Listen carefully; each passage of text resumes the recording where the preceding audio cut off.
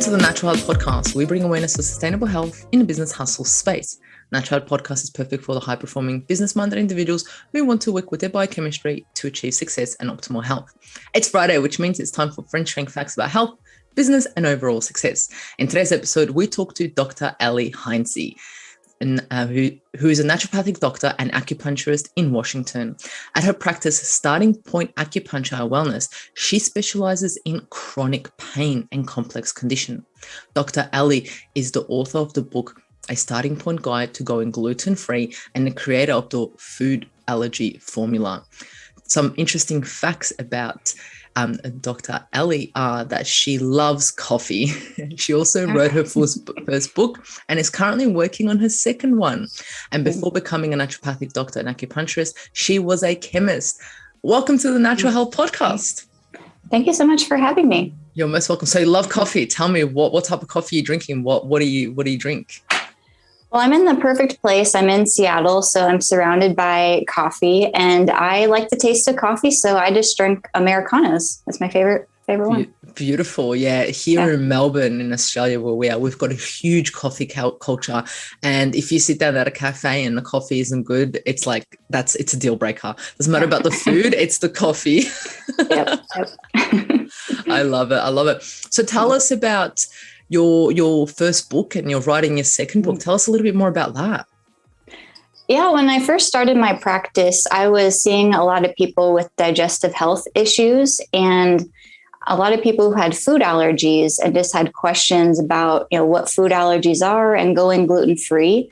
And so I decided to condense all the information that I was telling everybody, pretty much the same thing, into a book.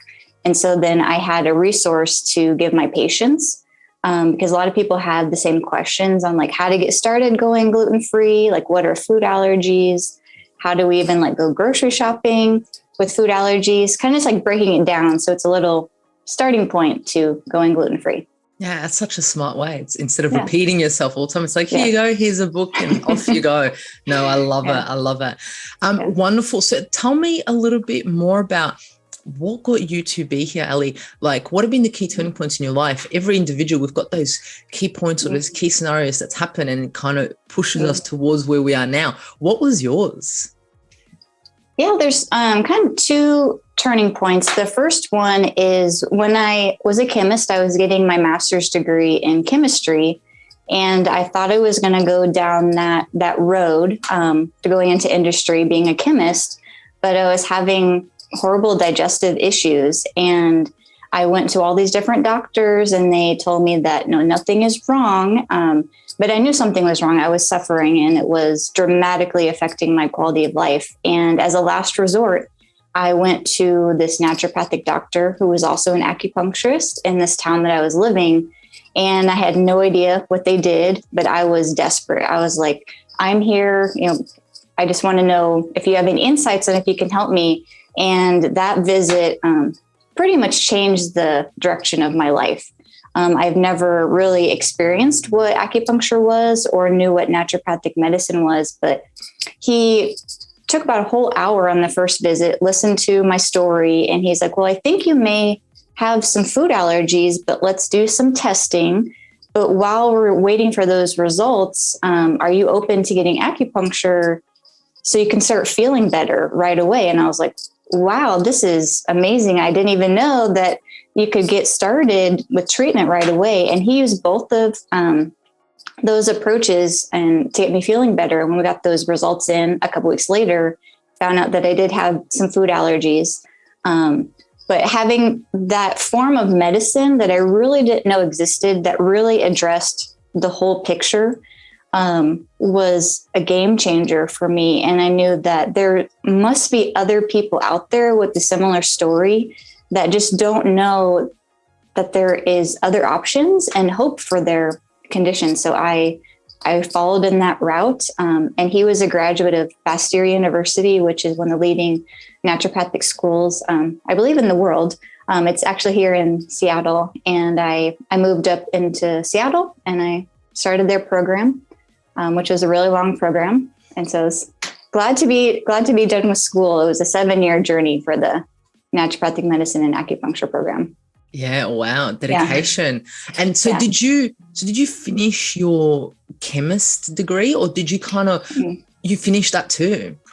Yeah, it was kind of interesting how the timing worked out. But I was kind of just finishing my master's degree when I was finding all this health stuff out. And so the timing like worked out like perfectly, and it all kind of fell into place. And so it kind of let me know that I was making the right choice because how easy it was. Yeah. So I mean, you would have knowledge about, you know, how drugs react in our body and how body reacts to drugs. So going into naturopathy would have been amazing, because then it would have been a whole new picture of herbs and supplements and so forth, but you would have had the basis of it. Yeah. Yeah. My background in chemistry really did help for not only learning naturopathic medicine, but also for acupuncture too. So yeah. How did it help with acupuncture? Surprisingly, there is like some physics involved with acupuncture and some of the theories. And so just like movement of energy and electricity, like with electroacupuncture and learning about that. So I do think having a strong science background definitely helps both of those. That's amazing. So going back to you placing your full trust, going, you know what, I've tried this, doctor, I've tried that, I'm not feeling great. Rocking up at the door of this naturopathic doctor, acupuncturist, and going, help me, means you were really looking for that hope to get something, someone to help you. And you even said you didn't even know what they did. And it's like, yes, okay, help me. That to get to that point, it doesn't come easy. It comes to trying to investigate, trying to find out. So you just went, I placed my full trust into you. Yeah, pretty much. I did trust this particular office, not really knowing what they did, but I met that provider before, and I, looked in the window, and it looked like a really safe, welcoming place. And so I didn't have any hesitations on going in. I just wasn't sure like how it was different than like Western medicine. And so that was the piece that I was just like, well, maybe it's the same, maybe he'll tell me that nothing's wrong with me. But he didn't do that. And so I was like, wow, there's really doctors out there who will listen and take what you're saying seriously and really want to be an advocate for your health. Yeah. And, and I guess it helped you. Is that right? And then you're like, I've been through this. I want to help other people's, and you rolled yourself in the course. Exactly. Yeah. That's amazing. That's amazing. Yeah. So now what does optimal health, we know the word gets chucked around everywhere, but for Ellie, what does optimal health look like right now? And what does the word success, because I guess it would have looked totally different when you were going through what you were going through. Maybe success back in the days would have been just to heal your gut, or optimal health would have just been not to be in pain. So what does it look like right now for you? Yeah, optimal health for me is just feeling good, like feeling what my normal is, and enjoying the activities that I love to do without, having pain flares, or knowing the foods that make me feel good, but also fill me up. And having all those different tools in my own toolbox that I can trust and rely on if I do happen to have a flare. So that for me is optimal health, is knowing that I have the power within me to help me feel better. And I had that support from my doctors to be able to make those changes. And so for me, that's what optimal health is. I think success, like overall, is just making sure that you're always consistent with what you're doing, but also making your choices very simple, so it's not overwhelming. And so for me, that's what success is, kind of sticking with the course and being really consistent with all the actions that I take, because I know they'll make me feel better and feel good. Yeah. And you mentioned the key word, having control over your health. A lot of us don't actually have control over our health. We give it to other individuals, such as doctors. We give it to whoever it is around us. We don't take that and take full control of our health. Such an interesting point that you said there. And it feels really empowering to take that back, doesn't it? Yeah, it does. Yeah. And now you've got a toolbox filled not only to help yourself, but to help others. And I love it. So I love getting to know you, and I'm so excited to talk about today's topic. And I bet you the audience is also, which is, chronic pain. So debunking the myths about chronic pain. So, all of us, I'm not going to say any of us, have been in pain, right? To certain degrees. Some people had hit their toe and it's in pain. Some people are, in back pain every day. Some people have major headaches and are in pain every day. So the definition of, or even the question of what is pain, you could sit there probably for 3 hours and talk about it, and it could be so many subtopics. But just to give us a little bit of an overview for the audience to understand, what is actually pain? Yeah, that's a really good question. So pain is this feeling. It's a natural, normal feeling that we get if there is any like trauma or injury to the body. It's a natural response, and people can experience that differently. Like some people describe pain as being like a dull, achy tension, or it could be sharp shooting, or it could be burning or even pinching. And so how you experience pain can differ, but it's definitely a natural response to the body to try to heal whatever area was injured. The difference comes in when it goes from acute pain, like a recent injury, to when it makes that transition to chronic pain. And that's kind of where things get really complex. Yeah. So you just said pain is normal. A lot of people listening would be like, what? Pain is normal. Yeah. But it is, right? It's a natural response that we have in our body. Because, and then here's a question for you. If we didn't have pain, would we be alive, right? Yeah, it's a response, like the classic example of you touch the stove and it's hot and your reaction is to lift your hand. If we can't feel pain, we would get injured. And so pain is good to a certain point. Yeah. And just changing people's even perception about what we just said, and changing the mindset that pain can actually be helpful and pain is good, is a whole new concept, is a whole new thing. It's like, what, pain's actually helping me? Like you said, to an extent, yes, it is. Pain's actually helping you keep you alive.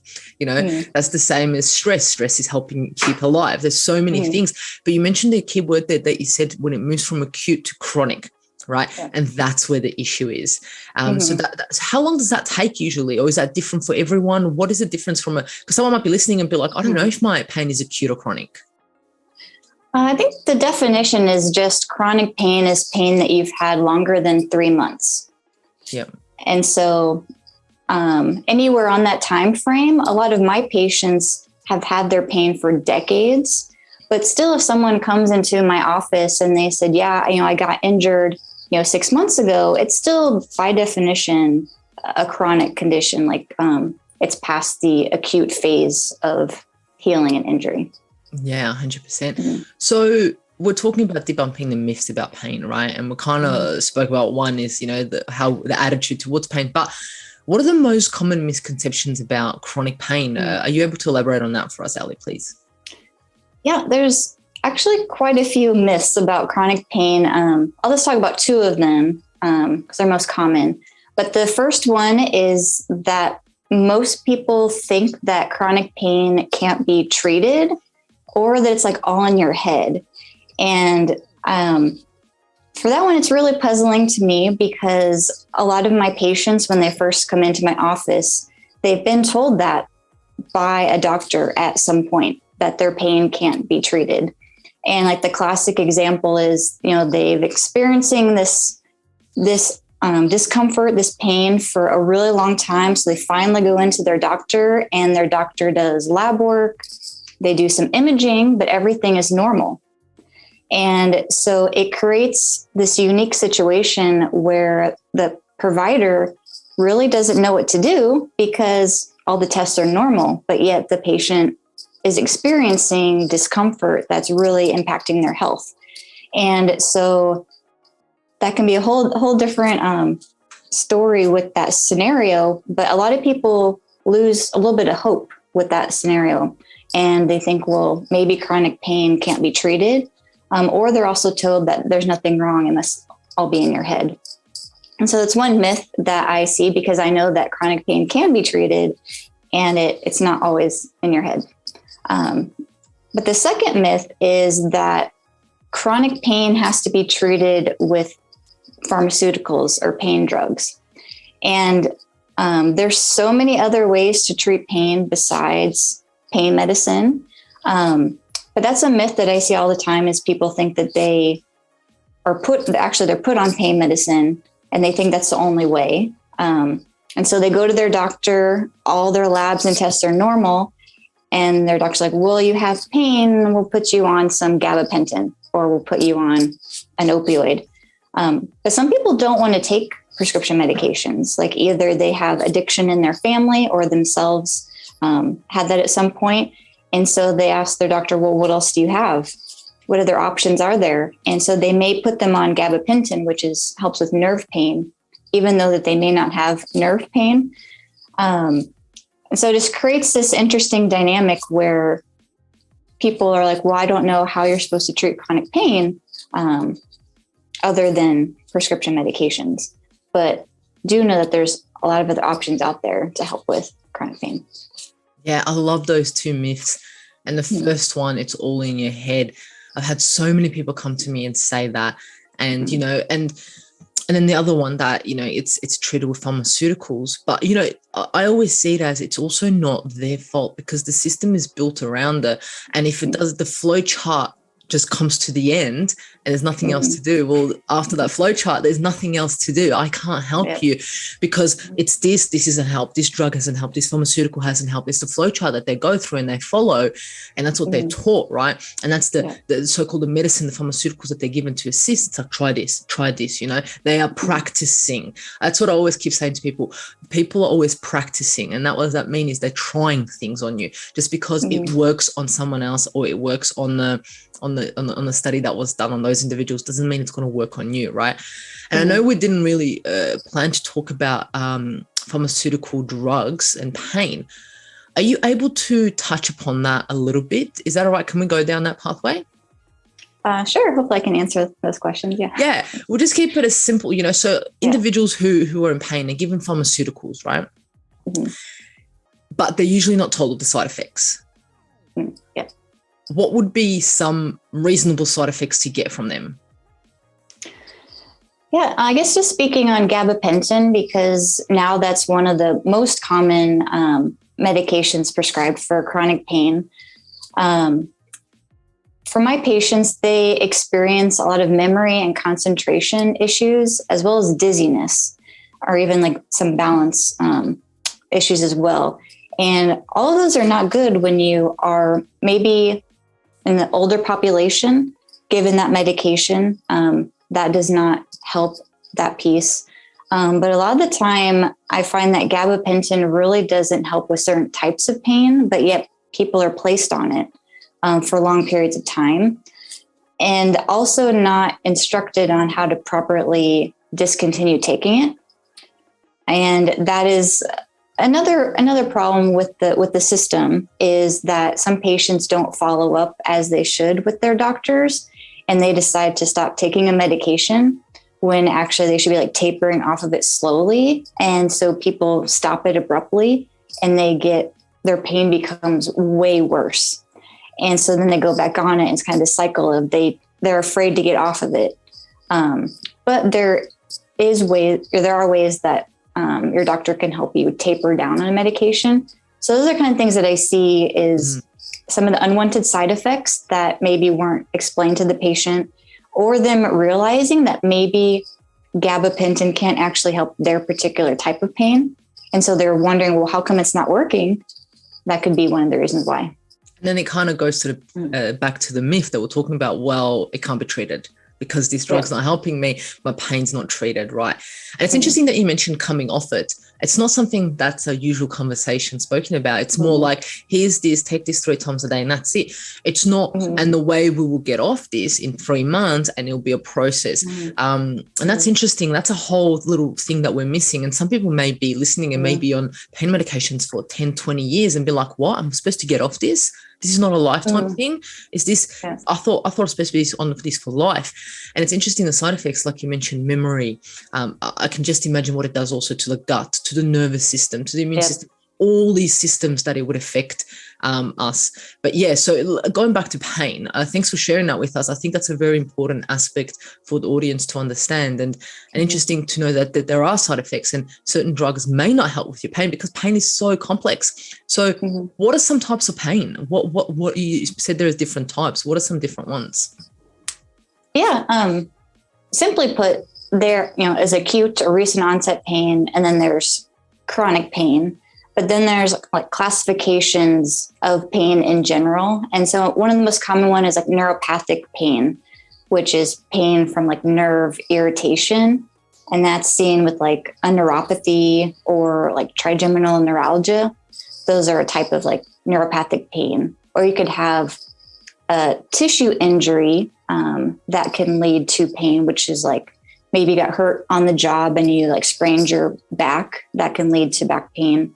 Or even like after surgery, having pain from them actually cutting from the surgery, that can lead to chronic pain. Even like inflammatory types of pain that is seen with like autoimmune conditions. Rheumatoid arthritis would be a really good example of that. There's functional pain, which like fibromyalgia falls into that category where you have pain, but the origin of it is unknown. So fibromyalgia and IBS fit into that category. Or you can have like idiopathic pain where you have chronic pain, but it has an unknown cause. And so it doesn't fit into like those other classifications, but people have chronic pain. So you can kind of take the very simple terms like acute or chronic pain and classify maybe where you fit into those different categories. Yeah, it's so interesting that the whole pain is, there's so many different categories, like you said. And you even mentioned ones where you have no idea where it comes from. And it's like, what? There's pains where you have no idea where it comes from. It's quite interesting. And then, even IBS pain or fibromyalgia or rheumatoid arthritis, and I would believe that different type of people experience pain different ways, and people have different thresholds in pain also. I know my pain threshold is minimal. If I just do anything, I feel it straight away. So I do everything I can to avoid pain because I'm like, I'm not going there. So it's quite interesting, and I've been pretty blessed that I haven't had pain in my life, but at the same time there are so many things that I do every single day to ensure that hopefully I don't get that pain, or if it happens, it's acute, and that's fine. I'm fine with that. But if it becomes chronic, straight away I jump on it, and I hope that individuals know that they can do something about it after this podcast. So what is the difference between psychological, mental, physical, and emotional pain? Because I was actually reading a study, I think it was a few weeks ago, about people even being heartbroken and actually feeling pain. And that's emotional pain, like a breakup or a divorce or whatever's happening. That can cause pain, and it's crazy. So what would be the difference between those four?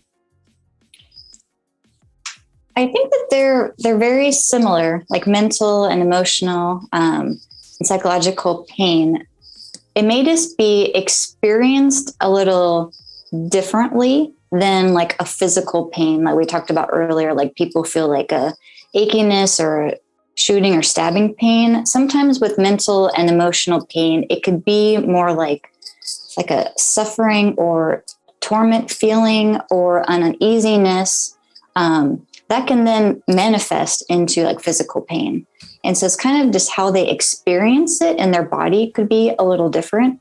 But everything is connected in the body, and studies show, I was like reading a study while I was preparing for this podcast, that people with chronic pain have lower levels of endorphins, which is our feel-good hormone. And so that correlation is very interesting. And so like, why is that? And so that just shows that even though they're different parts of the body, like our brain and our joints, everything is connected.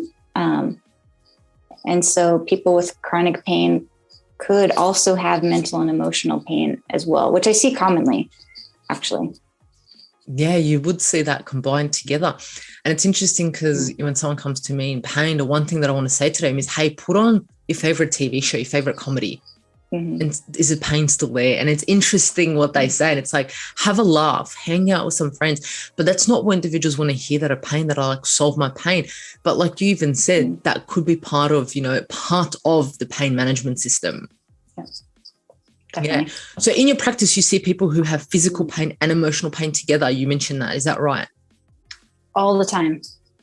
Yeah, I would say about 90% of my new patients that I see, they come in because they have chronic pain, and their stories are always very similar. But of those patients, majority of people experience either depression or anxiety along with their pain. They may not know that it's related, but they talk about it.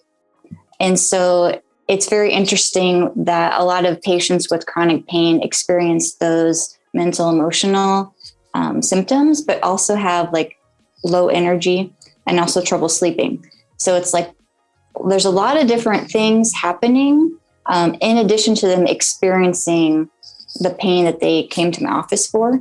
And so it's something that needs to be addressed as well when you're going to treat somebody, is to treat the whole person. Yeah, I love that.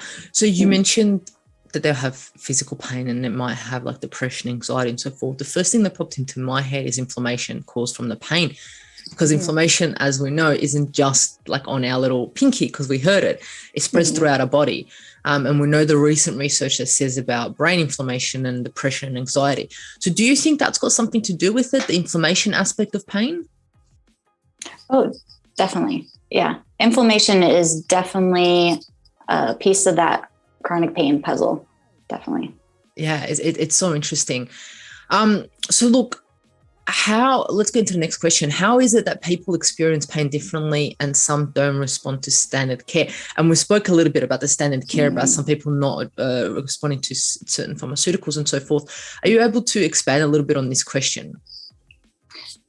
Yeah, I think that's a really good question. And I think we may not know the answer to that yet, but I know some people have some theories on that. It could be genetics or environment that affect someone's ability to, like, their pain tolerance level or how sensitive they are to different stimuli. Could just be different for everybody. And so it is really interesting when I have patients in my office who have exactly the same thing, just say like Morton's neuroma, which is like a nerve pain in your foot. And somebody describes it when I say, on a scale of 1 to 10, what's your pain level? And someone will say, oh, is this a 5? But someone will say, it's a 20, even though I said it's out of 10. So even though it's exactly the same thing on the same foot, different people, they experience or tolerate pain differently.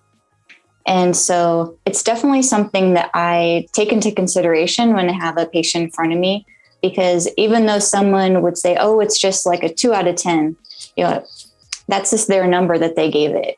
It doesn't mean it's any less. I like asking that question, because then I say, for those individuals, what does it take for it to be a 10? And it's like, for it to be chopped off. And it's like, okay, well, then we know you have a high threshold. But what do you think is actually impacting the threshold? I think I remember reading some research study in regards to hormones like estrogen and things like that. Is there anything else that you know of or that you've read of what may be impacting the pain? Some other things that comes to me is like previous pain, how they're brought up about pain, the conception about pain. What are your thoughts? That's a really good question too. At least from my experience, a lot of people may not notice or realize that their pain is a problem for years or even decades. And so they may be used to it. They may be used to this high level of pain that they're kind of numb to it. And so that person's ability to process like the situation or what's happening, or even like taking control of their health and going to a provider and wanting help with an issue, I think is maybe different for everybody. And so that could affect their response to how they're feeling. Yeah, 100%. I couldn't agree more. So I'm going to touch back on the depression and anxiety that you spoke about, because you said a lot of individuals that come to your practice have both, right? You've got the physical pain and then the depression comes with it. And people listening might be like, that's exactly how I feel. So, patients with a long history of pain disorders have also increased depression, anxiety symptoms, as well as suicidal thoughts. And I copied and pasted this exactly from a research study. And then on the other hand, people who have depression and anxiety have also increased pain problems. So it's kind of like I have pain. So people who have pain have anxiety and depression, but then also people who have depression and anxiety have pain. So it's like an ongoing circle. And you've experienced this with your patients. Where the golden question is, where do you break this cycle, Ellie? Yeah, that's $1 million question. So what would be some points? What would be some points? It doesn't have to be the one point to break it. What would be some points to break it? Yeah. So I kind of, when I think of this a lot, because my patients come with that exact scenario. And so just to kind of paint a picture of how to answer this question is, you go to your doctor, they run the labs, everything is normal. And your doctor's like, well, you can take some pain medicine, or, we can send you to physical therapy. That's really the two options, because everything, came out normal. And so either at that point of when that patient was given those two options that may not really help them, I think that sparks that chronic pain cycle, because I think at that point they lose a little bit of hope that someone can actually help them.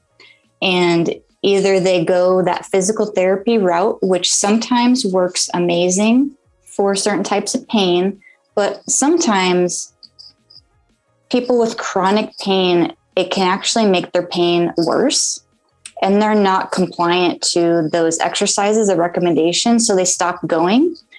And that's another pathway where people lose a little bit of hope. And so that fuels that cycle.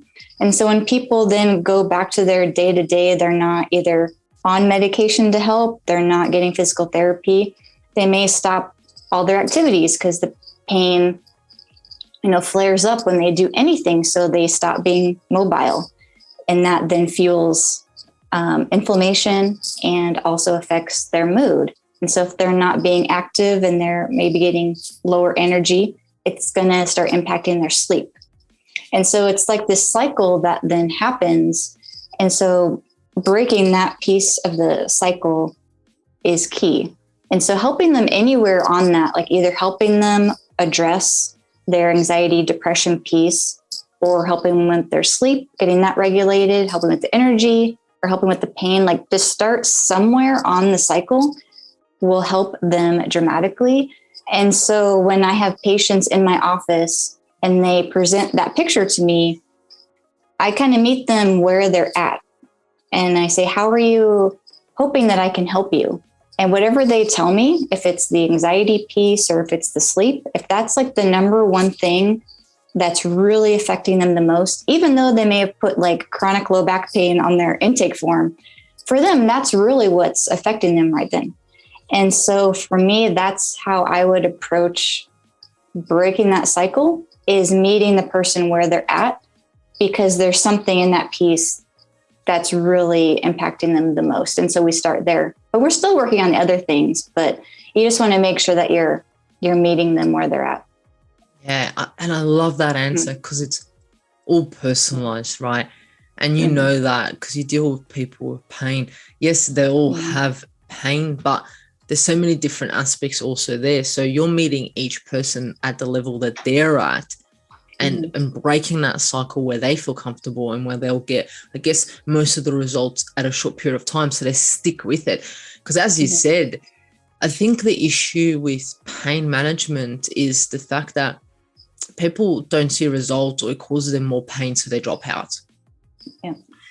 And something they might say is well, Ellie, I didn't come to you to get more pain. I came to you to get rid of my pain, right?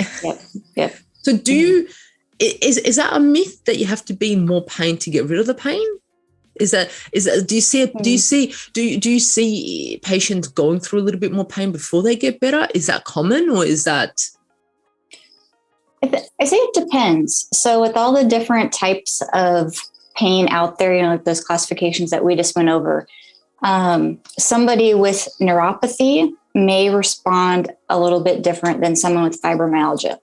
So that's really where, listening to what's going on with the particular person and what are we working on and what's going on we have to work with, is really the key piece of that puzzle, because everyone responds a little bit differently.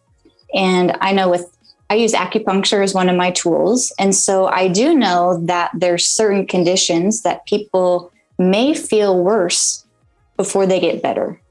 But there are other things that people may not feel that. And so it's also the provider's job to explain that to the patient. Say like, hey, you may feel really good. Your energy may be up. We may get your sleep regulated, but your pain may get a little bit worse before it gets better. But it's not true for everybody. So it just depends. I love that. So the other thing is I wanted to talk about, you mentioned in there that people with pain, they might isolate themselves.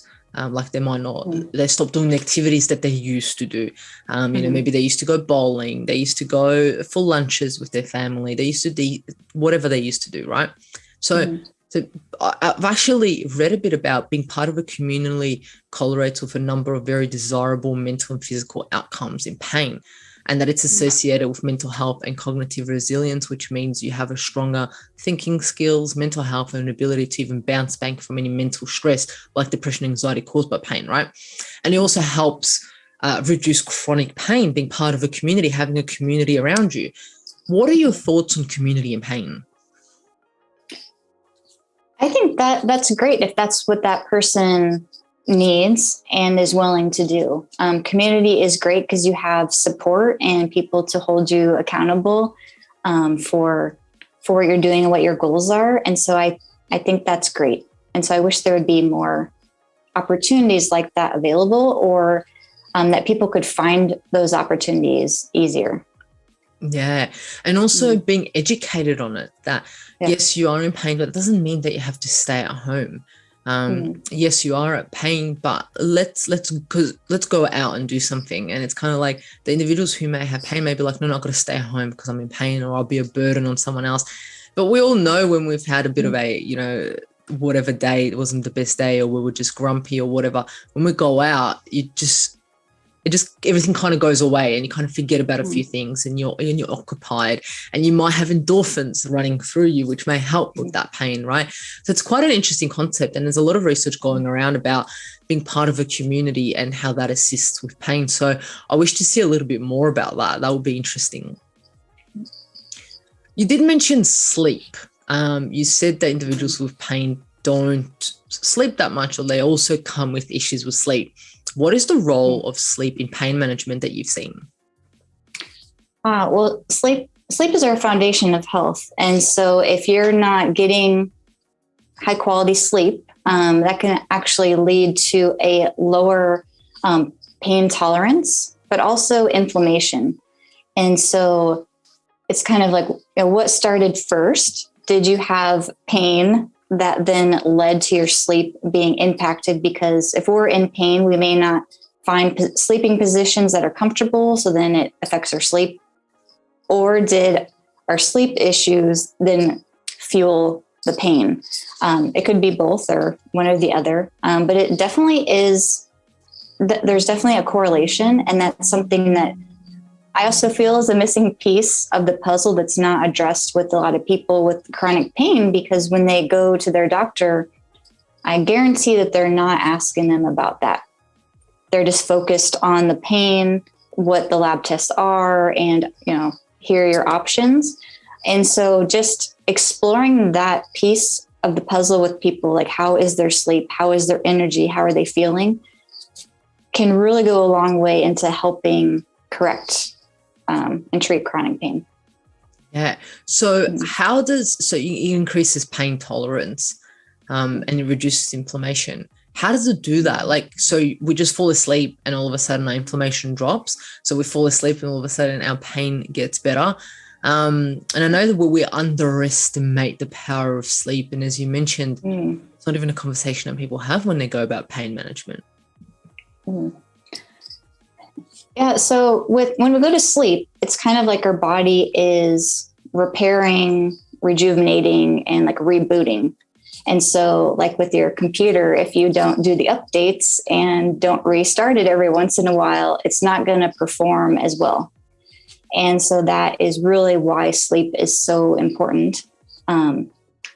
Also, with all the stress and inflammation that we have on a day-to-day basis, a lot of people are in this like sympathetic fight or flight mode all the time. And so if they can't turn into that parasympathetic mode, which turns on when we go to sleep, that helps fuel our rebooting, they're not going to get high quality sleep. And that can just fuel the inflammation cycle as well.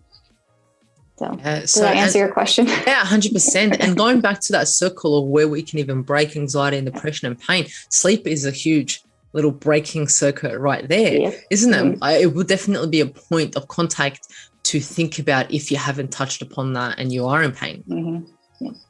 So you've spoken about acupuncture, right? And all I think about is when I think about acupuncture is someone laying down and then just having pins put in them just in random points. But at the start of the episode, you did say, it's got physics in it, it's mathematical, there's energy flow and, and things like that. So how can acupuncture actually help with chronic pain? There are so many ways. How long do we have on this podcast?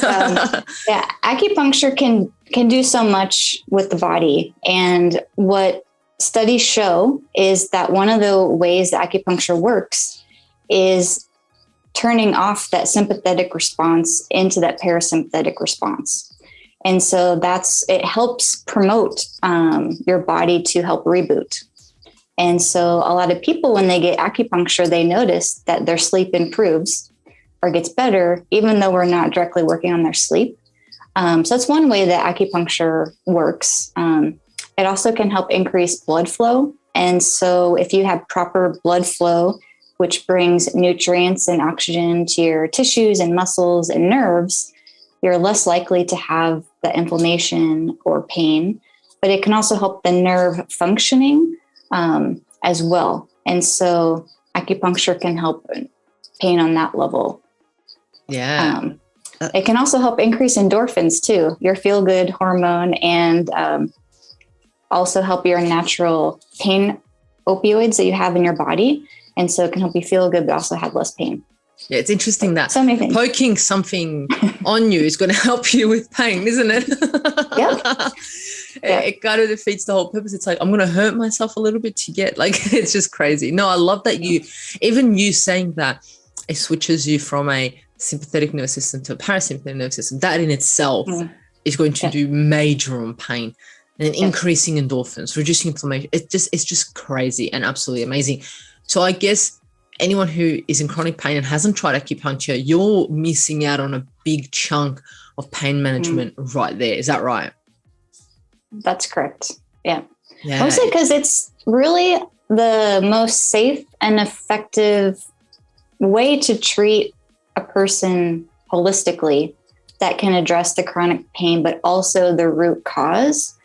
And so that's what's really unique about acupuncture is it's really like time tested. It's been around for thousands of years and it's still here. It's still working, still going strong. And what's really interesting is now there's a lot of studies, more every year coming out showing exactly how acupuncture works and that it works. Not that we needed validation that it works, but it's really interesting to read the really cool research coming out about it. But actually, a lot of people really don't feel the acupuncture points going in. So it's actually really relaxing. It doesn't have to hurt to work. Yeah, I love that. Absolutely. So how do you work with individuals that come and see you? Do you just do acupuncture? Do you do naturopathic medicine? What combination do you provide to your patients? Yeah, I tend to do more of a combined approach. Acupuncture, I usually tell them is just one of the tools in my toolbox that we have. But if I don't address like the nutrition and the stress management and other factors that are going on, I'm kind of missing that whole that whole picture. And so I work a lot with my patients on diet and nutrition. Like, are there some food allergies that are contributing to inflammation? And figuring that out, because that will help me guide more properly the nutrition I would recommend for them. But also helping them with like stress management and mindset, and making sure that they're getting back to activities and getting the proper exercises that they need. And so we work the whole picture. But for treatments that when actually come into my office, we definitely do acupuncture and also some other treatments like microcurrent therapy, or even electroacupuncture, just to help their pain, depending on what they're coming in for. It's very individualized. Yeah, I love that. And I've actually interviewed another podcast guest who talks about that therapy and pain in particular, which is mind-blowing and so interesting. So there's so many, from what I'm understanding is, if someone's in pain, there's so much hope there out for them, right?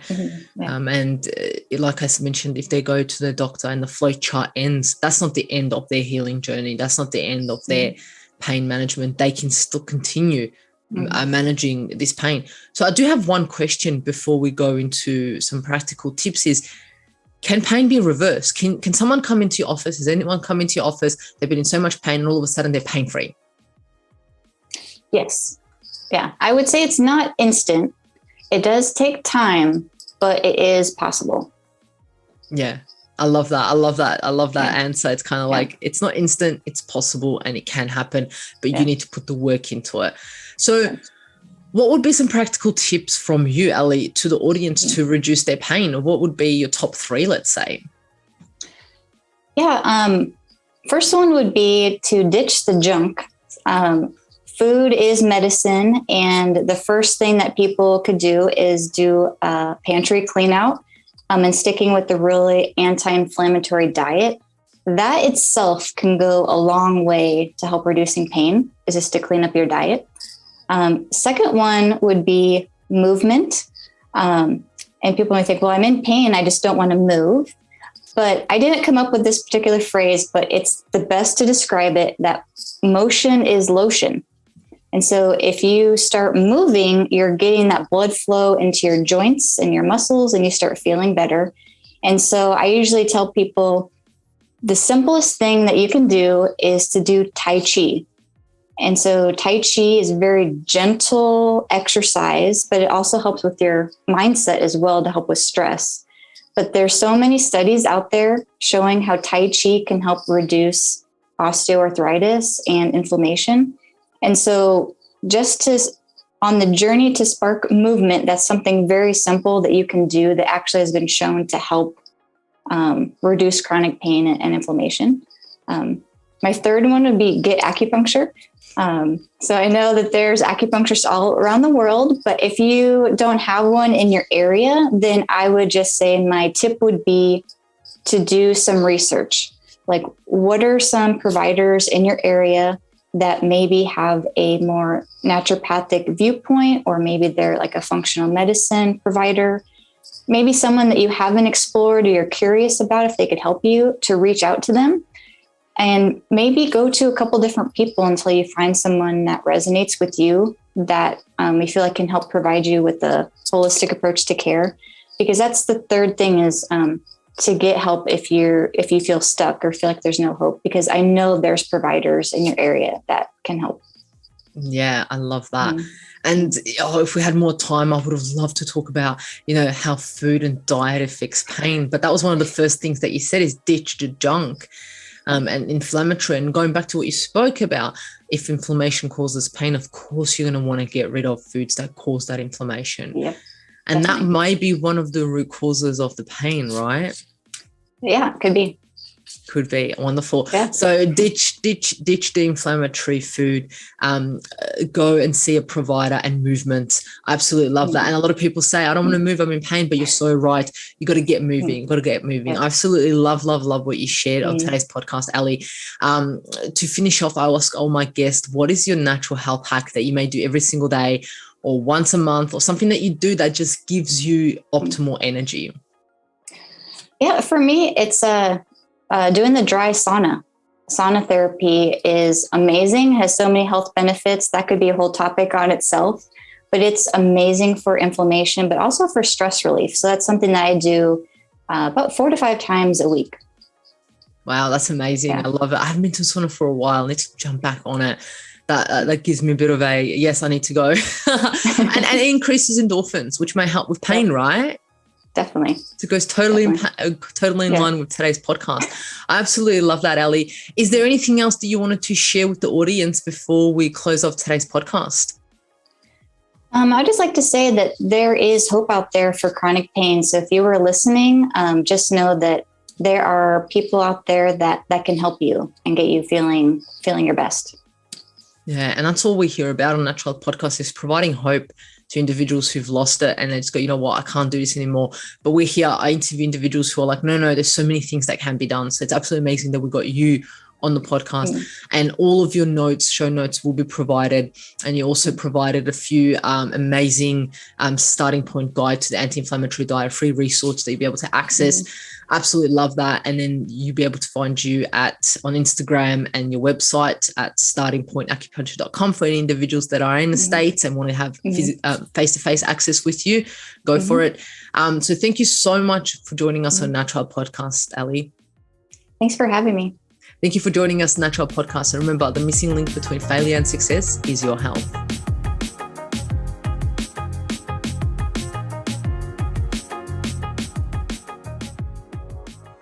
Content and information provided here is opinion of Mahela Raguse and is for information purposes only and does not constitute medical advice. It is not intended to provide medical advice or take the place of medical advice or any current treatment you're undertaking. Consult your own medical professionals for any medical issues that you may be having. This entire disclaimer also applies to any guests or contributors to the Natural Health Podcast.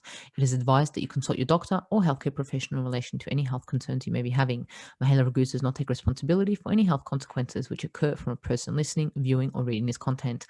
And in the circumstances shall the Natural Podcast, Mahela Raguse, any guests or contributors to the Natural Podcast, or any employees, associates, or affiliates of Mahela Raguse be responsible for damages arising from the information provided on the Natural Podcast.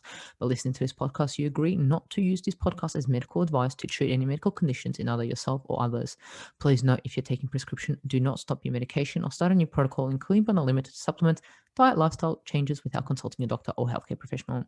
If you or any person has a medical concern, you should consult with your healthcare provider or seek other professional medical advice. Never disregard professional medical advice or delay in seeking it because of something that you have read or heard on the Natural Podcast or in any linked materials.